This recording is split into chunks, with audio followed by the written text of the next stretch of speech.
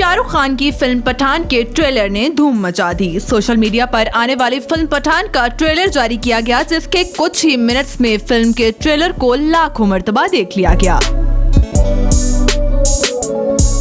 Action और suspense से भरपूर फिल्म 25 जनवरी को रिलीज होगी। इस फिल्म में शाहरुख खान के अलावा दीपिका पादुकोण और जौहन इब्राहिम मरकजी किरदार में नजर आएंगे।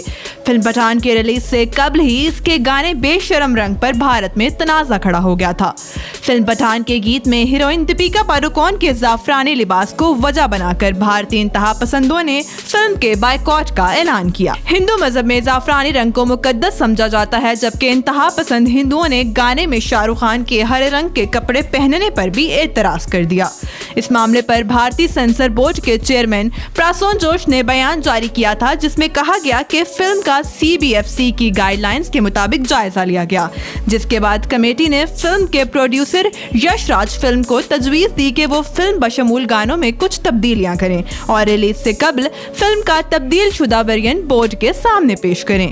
फिल्म पठान 25 जनवरी को सिनेमा घरों की जीनत बनेगी। फिल्म को हिंदी, तमिल और तेलुगु जबान में रिलीज किया जाएगा। इससे कबल शाहरुख खान की आखिरी फिल्म 0 दिसंबर 2018 में रिलीज हुई थी।